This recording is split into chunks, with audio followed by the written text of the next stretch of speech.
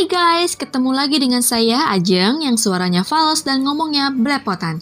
Buat kalian yang baru mampir di channel ini, saya sarankan untuk menonton video sebelum-sebelumnya agar tidak bingung dengan alur ceritanya. Bisa dicek di playlist ya guys. Saya juga mau ingetin kalau pembahasan ini mengandung spoiler, jadi kalau kalian gak suka spoiler silahkan berhenti menonton. Pembahasan kali ini akan kita mulai dari chapter 289 sampai 293. Yuk kita cus aja. Oke, di video sebelumnya, Yowun telah mengalahkan pria tua pemilik penginapan KW yang ternyata adalah salah satu ketua dari sekte Blade God Six Martial yang melawan Great Guardian Maragiom di Kastil Jurkang. Pria tua itu salah paham mengira kalau Yowun adalah Maragiom.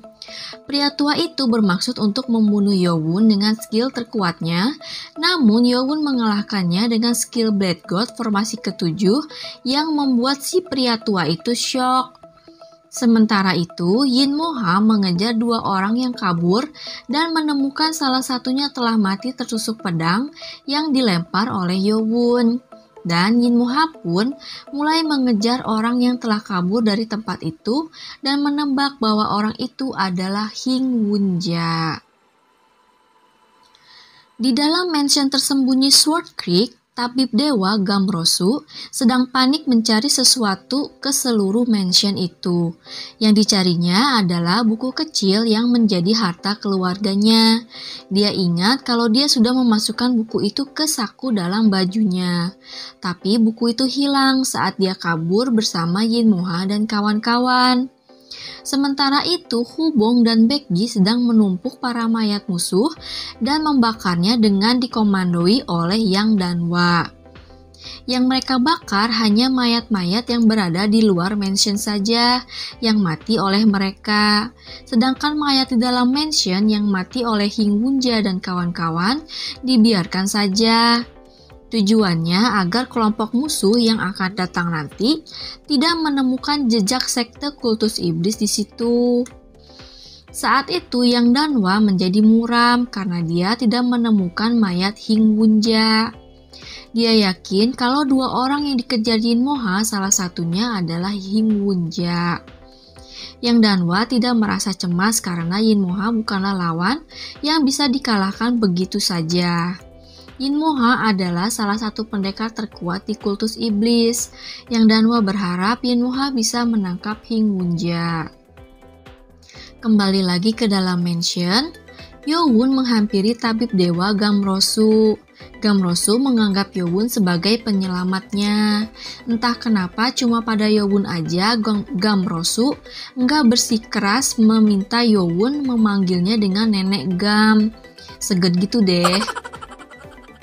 Yowun meminta Gamrosu untuk menyiapkan beberapa tanaman obat. Setelah Yowun menuliskan daftar tanaman obat yang dibutuhkan di kertas, Yowun menyerahkannya pada Gamrosu yang mengerutkan dahi saat membaca opium popi kering. Saat Yowun menanyakan apa Gamrosu memiliki tanaman itu, Gamrosu menjawab ada meskipun tidak banyak. Dan Yowun pun tersenyum. Duh maaf ya guys, di sini saya ngomongnya bener-bener belepotan. Saya lagi sariawan guys. Sorry banget ya. Harap maklum. Di saat yang bersamaan di satu ruangan di dalam mansion, Moon-gyu dan Ho Sang-hwa sedang menjaga si pria tua yang saat ini sedang dalam keadaan tidak sadar dan diikat pada sebuah kursi. Mereka memisahkan dua pendekar yang Yin Moha dan Yang Danwa tangkap dengan pria tua itu di ruangan yang berbeda. Moon-gyu dan Ho Sang-hwa sedang melakukan sesuatu pada pria tua itu. Moon-gyu menjelaskan kalau di belakang telinga pria tua itu pasti ada sebuah garis tipis. Ho Sang-hwa menemukannya dan menarik topeng kulit yang dipakai oleh pria tua itu. Moon-gyu dan Ho Sang-hwa kaget. Mereka mengira pria tua itu memang tua aslinya karena gaya bicaranya yang seperti kakek-kakek. Jadi kan kayak pakai topeng kulit yang mukanya mirip dengan si pria tua itu aja. Aslinya juga tua gitu. Tapi ternyata Wajah aslinya terlihat seperti dia baru berusia 30 tahunan. Memang sih seorang pendekar yang telah mencapai level superior master ke atas akan mengalami body reconstruction. Jadi nggak jelas sebenarnya umur pendekar yang telah mencapai level itu. Tiba-tiba saja pria itu bergerak, menandakan bahwa dia telah sadar. Moon-gyu berlari keluar untuk memanggil Yo-won. Pria itu membuka matanya dan sadar kalau dirinya terikat dan lukanya telah diperban. Jadi Yo-won dan kawan-kawan membiarkannya hidup untuk mengorek informasi darinya. Pria itu berpikir kalau Yo-won dan kawan-kawan sangat bodoh. Bagaimanapun caranya, mereka nggak akan mendapatkan info apapun darinya. Dia nggak akan pernah membocorkan rahasia Blood God Six Martial. Dia mungkin nggak bisa kabur dalam keadaan terikat begitu. Jadi lebih baik dia bunuh diri saja. Pria itu pun mulai mengerahkan tenaga dalamnya agar menjadi tidak terkendali dan akan melukai dirinya sendiri dan akhirnya mati. Tapi rasa sakit yang luar biasa membuat dirinya berhenti mencoba. Ternyata ada jarum-jarum besar yang ditusukkan pada titik vitalnya dan membuatnya nggak bisa mengerahkan tenaga dalamnya. Pria itu merasa kesal, bahkan orang-orang itu menyumpal mulutnya dengan kain agar dia nggak menggigit lidahnya. Saat pria itu merasa muram, seseorang memasuki ruangan. Seorang pemuda dengan rambut panjang, dia adalah Chun Yo-won. Saat pria itu melihat Yo-won, dia teringat kembali dengan apa yang terjadi sebelum dia pingsan. Pria itu merasa penasaran kenapa Yo-won bisa menggunakan skill itu. Pria itu berusaha berbicara namun tidak bisa. Yo-won meminta Ho Sang-hwa untuk keluar dari ruangan itu. Meski sempat ragu, Ho Sang-hwa pun keluar ruangan itu. Yo-won duduk di hadapan pria itu dan melepaskan kain yang menyumpalnya. Setelah menarik nafas panjang, pria itu bertanya, "Kenapa prajurit krocok kultus macam lo bisa ngegunain skill golok orang itu?" Yo-won mendengus dan berkata kalau dia mau membetulkan dua hal. Satu, gue bukan prajurit krocok kultus. Mendengar itu, pria itu tertawa sinis dan berkata kalau dia sudah tahu kalau Yo-won adalah orang yang dilawannya di kastil Jurkang. Tapi belum selesai pria itu berbicara, Yo-won telah meremas rahang rahang pria itu. Kenapa jadi wanita? Yo-won menggeleng dan menjelaskan lebih lanjut.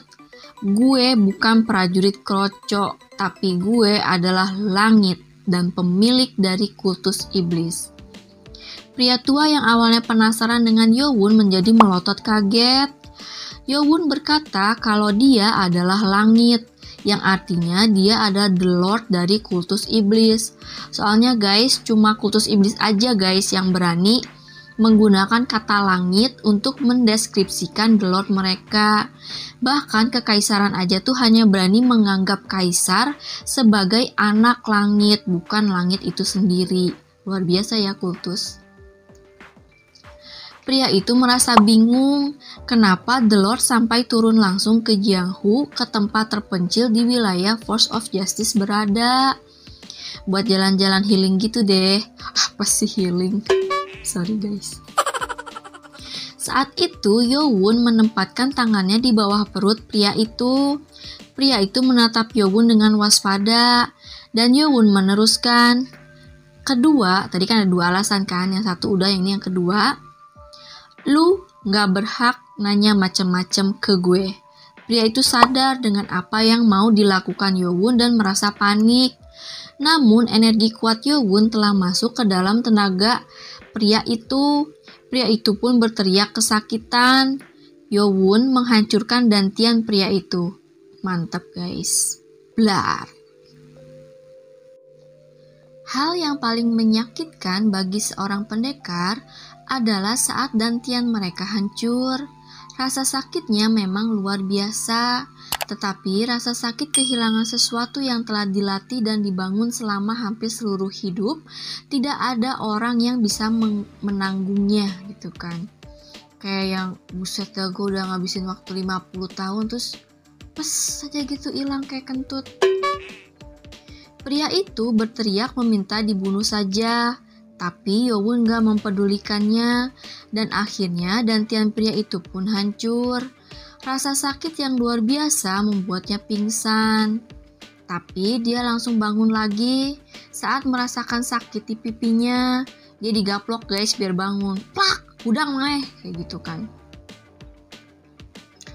Wajah pria itu penuh keringat dan pucat dengan rasa sakit yang dirasakannya. Pria itu bergumam dengan putus asa kalau dantiannya telah hancur. Tenaga dalam yang sudah dibangunnya dari lama telah hilang. Yowon tiba-tiba menepukkan tangannya di hadapan pria itu. Kayak gitu. Pria itu terpana untuk sesaat dan menatap Yowon.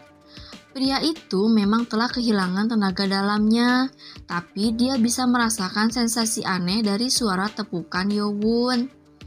Tepukan itu mengandung energi. Pria itu sadar kalau Yowon berusaha membuatnya untuk berada dalam pengaruh hipnotis. Salah satu ketua dari sekte Blood God Six Martial memiliki kemampuan untuk menghipnotis. Tapi, orang itu menghilang saat menyusup ke kultus iblis. Jadi mereka mengira orang itu sudah mati. Pria itu gak percaya.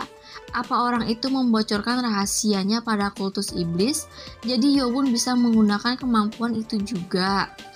Jadi kan suudzon dia. Apapun alasannya, pria itu gak akan terpengaruh oleh hipnotis. Yowon sedikit kaget karena pria itu langsung tahu apa yang mau dilakukan Yowon, padahal dia hanya menepuk sekali. Pria itu telah dilatih untuk kebal terhadap pengaruh bunga popi, jadi nggak mungkin dia bisa terhipnotis. Pria itu pun tertawa kencang seperti orang gila dan meledek Yowon. Gak bisa kan le, kayak gitu kali ya. Berkata bahwa dia memang takut dengan kekuatan Yowon yang seperti monster, tapi ternyata Yowon bodoh. Yakin lu, telur kultus iblis, kayak gitu kan. Cari mati dia. Yowon langsung mencengkram rahang pria itu dan memaksanya untuk meminum dari teko berisi cairan panas. Pria itu berusaha memuntahkannya, namun Yowon memencet hidungnya. Setelah membuat pria itu meminum dalam dosis tertentu, Yowon pun berhenti memaksanya minum. Pria itu pun terbatuk-batuk, tapi dia pun melupakan rasa sakit di tenggorokannya dan tersenyum sinis sambil berkata bahwa itu nggak ada gunanya dan Yowon bodoh. Pria itu berpikir dua orang di ruangan berbeda pun sama. Mereka telah dilatih untuk kebal terhadap hipnotis. Namun dia merasa kalau tubuhnya menjadi tenang kayak relax gitu kan. Dan dia mulai merasa enak. I feel so good. Pandangannya mulai mengabur. Dia ngefly guys. Pria itu hampir tidak bisa mengendalikan pikirannya dan bertanya apa yang telah dilakukan Yowon padanya. Yowon berkata, emang lu pikir gue bakal kasih lu obat yang sama? Pria itu kaget. Resep yang Yowon buat telah tercampur dengan bahan-bahan obat dari masa depan. Nano menyebutnya sebagai serum kebenaran. Nano mencampur bahan-bahan serum itu dengan bahan-bahan obat untuk menghipnotis di zaman ini agar khasiatnya lebih mantap. Yowon berkata kalau obat yang dia buat lebih kuat dari obat yang mereka buat. Mereka yang dimaksud tuh di sini yang si Blood God Six Martial ya. Pria itu terkejut karena dia mengira dia nggak akan pernah terpengaruh oleh obat apapun. Tapi kenyataannya dia merasakan obat yang Yowon buat bekerja dengan baik. Sialan gitu kan, gue jadi ngantuk nih gitu. Sama kayak saya. Dia merasakan tubuhnya rileks dan memiliki keinginan untuk bergosip. Maksudnya untuk berbicara. Pria itu menggigit bibirnya untuk menahan keinginannya dan menggelengkan kepalanya. Gue gak mau bergosip, ya Allah, dosa ya Allah, kayak gitu kan. Melihat itu, Yowun tersenyum sinis. Yowun pun mulai menepukkan tangannya dengan energi yang berfokus pada tangannya. Setelah beberapa tepukan, pandangan pria itu pun menjadi tidak fokus. Yowun pun mengikuti instruksi Nano tentang cara menghipnotis. Yowun menepukkan tangan di hadapan pria itu dan berkata kalau pria itu harus menjawab pertanyaannya setiap kali dia menjentikan jarinya. Pria itu pun menurut dan bilang iya. Yowun menanyakan siapa nama pria itu. Pria itu menjawab kalau namanya adalah Lee Baek, master pedang dari Blood God Six Martial, salah satu dari 6 master yang ada di sekte Blood God Six Martial. Yowun merasa kagum, ternyata hipnotisnya bekerja dengan baik. Yowun menanyakan kenapa mereka mau membawa tabib dewa, maksudnya si Blood God Six Martial kan. Lee Baek menjawab kalau Gamrosu memiliki barang peninggalan pendiri sekte mereka yang The Founder itu gitu kan. Yowun mengerutkan dahi, sepertinya pendiri sekte adalah orang yang mereka sebut dengan orang itu. Yowun menanyakan barang peninggalan apa. Lee Baek menjawab itu adalah sebuah buku berisi skema yang membuat Extreme Martial Body atau tubuh luar biasa yang ideal untuk ilmu bela diri. Yowun menanyakan lebih rinci dan dijawab untuk menciptakan tubuh yang ideal untuk mempelajari skill terkuat sekte mereka, yaitu The Extreme Art of the Blade God. Saat itu Yowun pun menyadari kalau skill Blade God yang sudah dipelajarinya bernama The Extreme Art of the Blade God. Untuk jaga-jaga, dia nanya ke Lee Baek, apa skill golok yang digunakan Yowun padanya adalah skill the Extreme Art of the Blade God, dan Lee Baek membenarkan.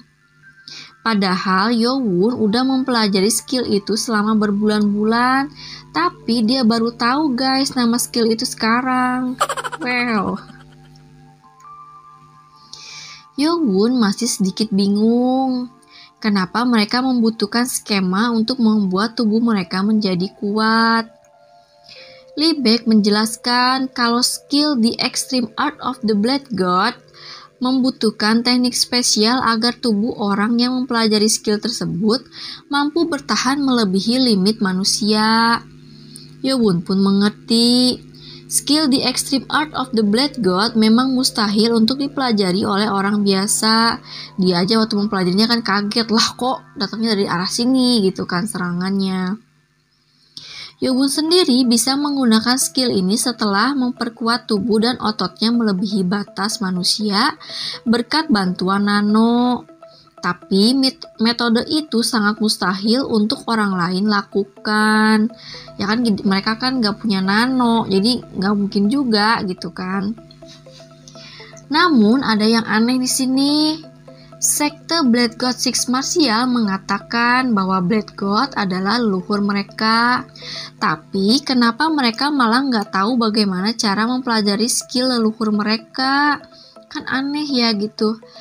Kok malah jadi kayak belajar dari luar gitu, dari peninggalannya si Sword Demon gitu kan, sama jurus-jurusnya lah gitu. Lah kenapa begitu kan? Dan kenapa mereka membutuhkan skema itu? Dan pertanyaan terbesar, kenapa tabib dewa bisa memiliki skema itu? Yowun yang penasaran bertanya pada Lee Baek, tapi Lee Baek nggak tahu bagaimana cara mendapatkan buku itu. Tentu saja kalau mereka duluan yang menemukan buku itu, udah pasti buku itu bakal dipengaruhi oleh mereka sendiri. Yowun bertanya lagi bagaimana mereka bisa tahu kalau Gamrosu memiliki buku itu. Lee Baek menjawab kalau mereka tahu dari mata-mata yang mereka tempatkan di organisasi rahasia sekte Yulin. Blue Sky Brotherhood itu nama organisasinya ya, Blue Sky Brotherhood. Sebelum Yowon keluar ke Jianghu, dia telah mempelajari organisasi yang berada di bawah sekte Yulin. Tapi dia belum pernah mendengar nama organisasi Blue Sky Brotherhood. Selagi Yowon penasaran, Lee Baek meneruskan kalau salah satu dari rencana Blue Sky Brotherhood yang menggunakan Gamrosu untuk mengerjakan proyek mereka, yaitu untuk menciptakan pendekar dengan kekuatan melebihi manusia normal. Lee Baek pun menyadari bahwa yang mereka rencanakan itu adalah Extreme Martial Body. Setelah mendapatkan informasi itu, sekte Blood God Six Martial mengutus Lee Baek untuk mendapatkan kembali buku itu. Mereka pun mendapat info kalau sekte Mudang melindungi sekaligus mengawasi tabib dewa.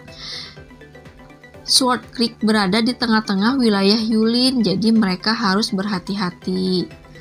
Akhirnya Yowon mendapatkan jawaban dari pertanyaan-pertanyaan yang mengganggunya.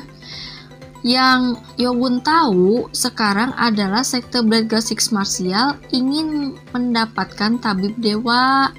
Dan sekarang sudah waktunya untuk membuka semua rahasia penting mereka. Kekuatan tersembunyi sekte Blood God Six Martial sekaligus tujuan mereka. Kalau Yowon tahu semua itu, maka akan mudah untuk menyerang mereka.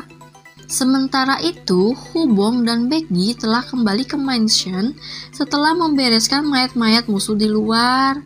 Mereka sangat kelelahan. Yang Danwa menyuruh mereka untuk beristirahat. Sekarang tinggal Yin Moha yang belum kembali setelah mengejar Hing Bunja. Yang Danwa berharap kalau Yin Moha berhasil menangkap Hing Bunja. Karena kalau nggak bisa tuh berabe guys gitu kan. Kalau Hing Bunja meminta bantuan sekte Yulin, ya dia pasti bergosip dong di sana. Itu tuh yang dari kultus iblis udah mulai menyerang tuh ke South Creek kan kayak gitu. Saat itu Gamrosu muncul di hadapan mereka dengan wajah panik dan bingung. Gamrosu menanyakan apa mereka melihat buku kecil dengan bahan yang unik di luar sana. Hubong, Baekgi dan Yang Danwa menggeleng. Gak ada sih, adanya mayat doang gitu kan.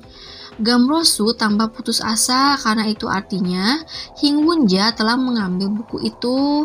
Padahal itu adalah peninggalan leluhurnya. Namun terdengar suara dari luar mansion. Yang Danwa, Hubong dan Baekgi langsung bersiap siaga untuk pertarungan. Ternyata itu adalah Yin Moha. Akhirnya Yin Moha kembali dan di punggungnya terdapat sesuatu yang diikat dengan cobekan kain dan tidak memiliki lengan dan kaki. Sesuatu itu adalah Hing Bunja yang berhasil kabur, tapi kemudian ditangkap.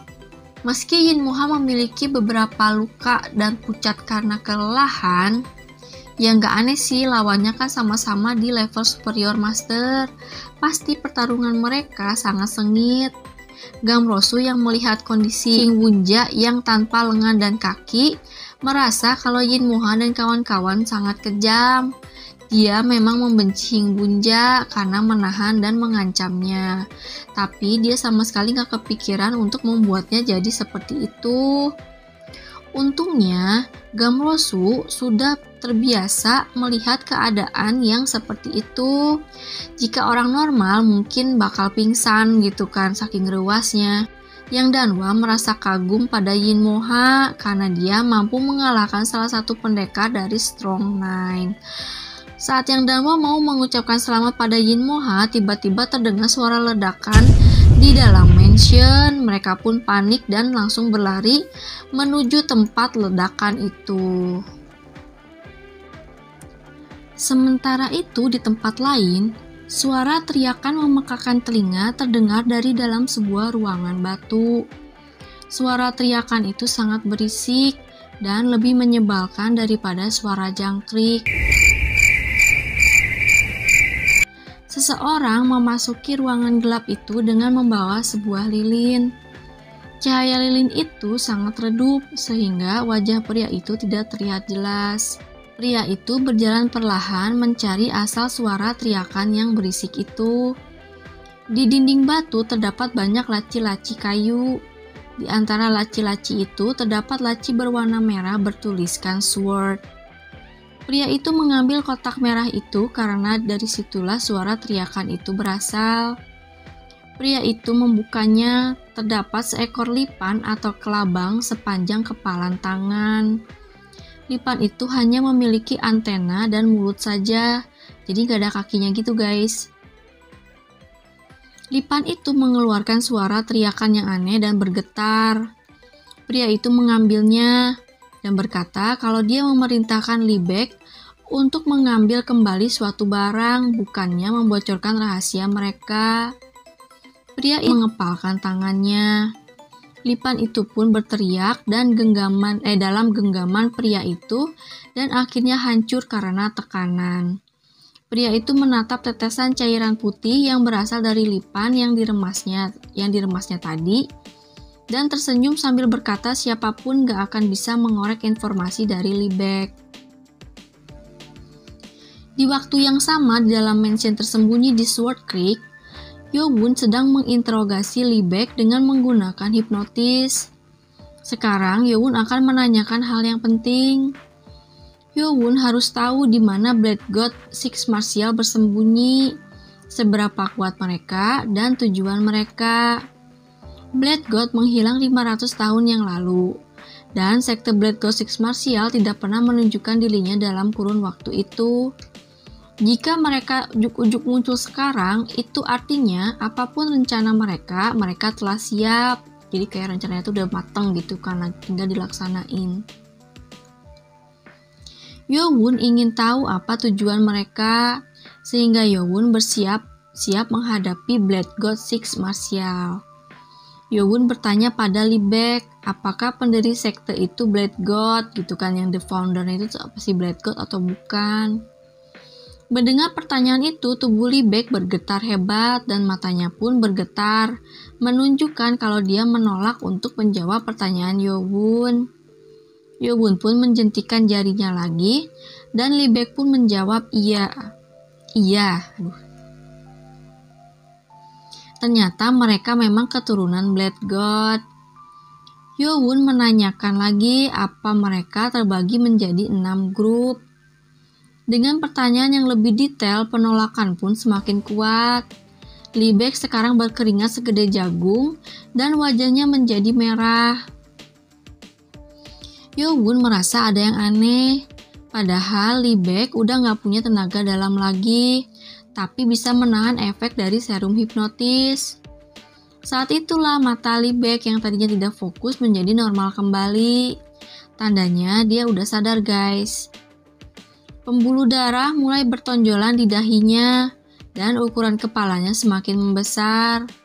Liebeck terlihat kesakitan, tapi dia tersenyum sinis pada Yo-won dan berkata kalau Yo-won gak akan mendapatkan info apapun darinya. Liebeck tahu hal ini akan terjadi kalau rencananya gagal dan dia ditangkap. Semua ketua memiliki sesuatu yang membatasi mereka untuk menyebarkan informasi tentang sekte mereka jika sesuatu terjadi pada mereka. Segera setelah mereka berusaha untuk membocorkan informasi terlarang, seekor lipan atau kelabang jantan yang ditempatkan di dalam kepala mereka akan memberi sinyal pada lipan atau kelabang betina. Lipan atau kelabang ini dibuat agar meledak saat pasangannya mati. Jadi misalnya yang betinanya mati, berarti yang si jantannya pun nanti mati tapi meledak gitu. Liebeck merasakan sesuatu membesar di dalam kepalanya. Yo-won kemudian memegang kepala Liebeck. Cahaya putih muncul dari telapak tangan Yo-won dan setelah selesai cahayanya, augmented reality pun aktif di mata Yo-won. Nano menjelaskan kalau ada seekor serangga yang membesar di dalam kepalanya. Yo-won melihat gambar sesuatu yang kecil berwarna merah sedang membesar.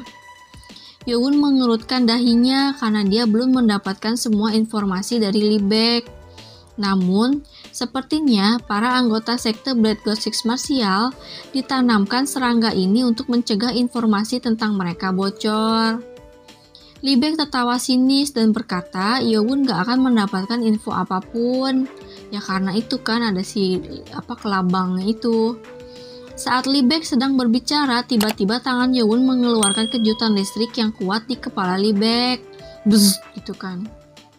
Tubuh Lee Baek bergetar hebat dan karena kesetrum gitu kan. Mata, telinga, hidung, dan mulut Lee Baek mengeluarkan darah. Yowun kemudian mengarahkan telapak tangannya pada mata kanan Lee Baek. Yowun meminta Nano untuk membantunya agar tidak merusak otak Lee Baek. Energi Yowun memasuki kepala Lee Baek dan menarik sesuatu keluar. Yang ditarik Yowun adalah kelabang yang telah berhenti membesar karena kejutan listrik Nano. Nano pun berhasil melingkarkan energi Yowun pada pada kelabang itu dan menariknya keluar perlahan-lahan agar tidak merusak otak Lee Baek. Kebayang gak sih guys sakitnya kayak apa? Mata kanan Lee Baek mulai bergetar dan saat Yowun bersikap seperti menarik sesuatu gitu kan, mata kanan Lee Baek coplok bersama dengan seekor lipan sepanjang 2 jari, jadi matanya keluar gitu guys dari rongganya. Oh my god. Lee Baek teriak kesakitan. Yowun pun mengendalikan energinya dan langsung melempar lipan itu ke atas menembus atap bangunan. Lipan itu terlempar keluar bangunan dan saat kekuatan listrik terlepas, secara otomatis membesar dan meledak. Gitu kan. Cairan putih jatuh ke atas bangunan itu, jadi kayak putih susu gitu kali ya. Lee Baek merasakan kesakitan yang luar biasa dari kejutan listrik di kepalanya dan matanya yang coplok, tapi dia nggak bisa memejamkan matanya. Lee Baek menatap Yowun dengan horor. Dia sama sekali nggak menyangka bahwa ada orang yang bisa menarik keluar serangga yang sudah ditanam di kepalanya seperti itu. Nano memberitahu Yowun kalau kerusakan otak Lee Baek tidak parah, namun kondisi tubuhnya mulai menurun. Yowun tahu waktunya nggak banyak. Kejutan listrik berdaya rendah membuat Lee Baek bisa berpikir jernih lagi. Namun waktunya tuh nggak banyak karena bentar lagi dia bakal mati gitu guys. Kondisinya tuh udah lemah. Tanpa ragu Yowun pun menjentikan jarinya lagi. Dan Lee Baek pun mulai tidak fokus lagi. Jadi kita kehipnotis lagi guys. Sementara itu di luar, Moon-gyu dan Ho Sang-hwa terkejut saat melihat sesuatu terlempar keluar bangunan dan meledak. Mereka melompat ke atas dan melihat ada cairan putih di atap bangunan tempat Yowun berada. Moon-gyu mengira telah terjadi sesuatu pada Yowun dan langsung berlari menuju bangunan itu. Saat Moon-gyu memasuki ruangan tempat Yowun berada, dia berteriak kaget. Karena saat itu Yowun sedang memegangi kepala Lee Baek sambil mendengarkan sesuatu. Itu adalah pemandangan yang mengerikan. Secara mata Lee Baek kan coplok guys, jadi bercopot gitu kan. Terus kayak ngegantung gitu deh keluar dari rongganya, jadi dia nggak jatuh ke bawah tapi kayak masih ngegantung, ada daging-daging kayak gitu. Lee Baek dengan tersendat-sendat mengatakan letak markas Blood God Six Martial, yaitu berada di dekat Kastil Jurkang, di Kastil Hangsan. Setelah berbicara begitu kepala Lee Baek pun terkulai, dia mati. Yowun memang menginginkan informasi lebih banyak lagi, tapi segini aja udah cukup. Anggota Yowun yang lain mulai berdatangan dengan panik karena mendengar suara ledakan yang tadi gitu kan. Yang Danwa langsung menghampiri Yowun dan bertanya apa Yowun baik-baik saja. Yowun pun berkata kalau dia sudah menemukan lokasi markas sekte Blood God Six Martial. Mereka semua terkejut. Sementara itu di ruangan lain, Hingwon-ja terikat di kursi tanpa lengan dan kaki. Jadi kaki sama tangannya itu udah dipotong gitu dia masih Yin Moha. Keadaannya sangat parah. Yin Moha memang menghentikan pendarahannya setelah mengalahkannya. Tapi Hingwon-ja telah kehilangan banyak darah. Gamrosu mengingatkan Inmoha kalau Hingwunja hanya akan bertahan selama 1 jam saja. Gamrosu menyarankan untuk melakukan transfusi darah. Tapi buat apa juga kan gitu, mereka mau buru-buru pergi, habis dapat semua informasi, jadi mereka nggak mau memperpanjang hidup Hingwunja gitu kan, buat apa juga sih gitu kan, biar aja dia mati. Saat Yowun akan mulai menginterogasi Hingwunja, Gamrosu memohon pada Yowun akan sesuatu. Gamrosu tahu obat yang dibuat Yowun saat Yowun menyerahkan catatan bahan obat itu. Gamrosu meminta Yowun untuk mengizinkannya bertanya lebih dulu kepada Hingwunja. Gamrosu telah menjelaskan situasinya pada Yowun dan kawan-kawan tentang kenapa dia bisa bersama dengan Hingwunja. Gamrosu sedang mengerjakan suatu proyek yang dibuat oleh organisasi rahasia Yulin, Blue Sky Brotherhood, yaitu untuk menciptakan para prajurit yang memiliki kekuatan superhuman dengan alasan untuk menciptakan dunia yang lebih baik. Pret lah. Sebenarnya Gamrosu nggak mau ikut campur dalam urusan permuriman, tapi pikirannya berubah saat cucu satu-satunya dan juga penerusnya diculik setahun yang lalu oleh pendekar dari Force of Evil. Karena penculikan itu, Gamrosu menjadi dibutakan oleh amarah dan dendam. Jadi dia menerima permintaan Blue Sky Brotherhood untuk ngerjain proyek itu. Blue Sky Brotherhood beralasan mereka harus memenangi perang dengan Force of Evil untuk bisa menyelamatkan cucu Gamrosu. Tapi mereka nggak bisa dengan kekuatan mereka yang sekarang. Red banget sih Force of Justice teh. Awalnya Gamrosu nggak bisa berpikir jernih karena amarah dan dendam. Tapi lama-lama dia mulai menyadari sesuatu yang tidak beres. Padahal Blue Sky Brotherhood terdiri dari pendekar kuat dari berbagai keluarga dan sekte-sekte kuat dari Yulin. Tapi mereka terus mengatakan kalau mereka sendiri nggak yakin kalau cucunya Gamrosu masih hidup. Gamrosu yakin Hingwunja menyimpan rahasia keberadaan cucunya. Itu sebabnya Gamrosu mau melakukan segala cara untuk menyelamatkan cucunya. Gamrosu berjanji dia akan menolong Yowun, gak peduli dari mana Yowun berasal. Gak ada alasan buat Yowun untuk menolak tawaran Gamrosu. Mereka memang mau membujuk Gamrosu untuk ikut mereka ke kultus iblis untuk memeriksa keadaan Chun Yujong. Kalau Gamrosu akhirnya mau ikut dengan sendirinya, itu lebih baik gitu kan, jadi gak usah ngebujuk lagi gitu. Yowun pun mengizinkan Gamrosu untuk bertanya lebih dulu.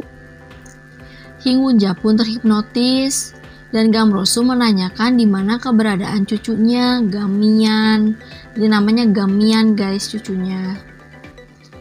Hingwunja pun menjawab kalau Gamian ditahan di keluarga Yongho, salah satu dari 18 River Family. Ini kan pernah saya sebutin dulu ya waktu si Hubongnya tuh si Hubong pengen ketemu gitu sama si para perompak ini gitu kan. Gamrosu terkejut dan marah. Padahal Gamrosu sudah berkali-kali menanyakan keberadaan cucunya, tapi Hingwunja selalu menjawab kalau mereka masih mencarinya. Gamrosu menggigit bibirnya untuk menahan amarahnya dan bertanya, kenapa selama ini Hingwunja nggak ngasih tahu dia? Hingwunja menjawab kalau dia dilarang oleh Master Blue Sky Brotherhood untuk memberitahu Gamrosu sampai proyeknya selesai. Bahwa mereka memiliki koneksi dengan keluarga Yongho, jadi mereka bisa langsung membawa kembali Gamian untuk saat proyek mereka selesai. Kampretos ya guys. Jadi maksud tuh si Blue Sky Brotherhood itu punya hubungan dengan si keluarga Yongho gitu guys, kayak apa ya, kayak punya koneksi gitu kan, mereka saling kenal. Jadi udah tahu dari awal intinya si Blue Sky Brotherhood ini sengaja menculik si Gamian supaya Gamrosunya mau ngerjain proyek mereka. Sialan ya. Wajah Gamrosu telah memerah karena amarah. Bahkan anggota Yoon yang ada di situ ternganga mendengar penjelasan Hing Wunja. Hubong sampai menggelengkan kepalanya dan berkata bahwa Hing Wunja bahkan lebih parah daripada Force of Evil itu sendiri. Ho Sangwa menyodok rusuk Hubong memintanya untuk diam aja sih lu gitu kan. Saat itu Gamrosu tidak dapat menahan amarahnya dan langsung menyerang Hing Wunja dan mencekeknya. Bersambung. Sampai sini dulu ya guys. Kalau ada kritik dan saran, tulis aja di kolom komentar. Dan jangan lupa untuk memberi love pada webtoonnya ya guys, supaya autornya semangat untuk membuat manhwanya. See you guys, bye bye. Assalamualaikum.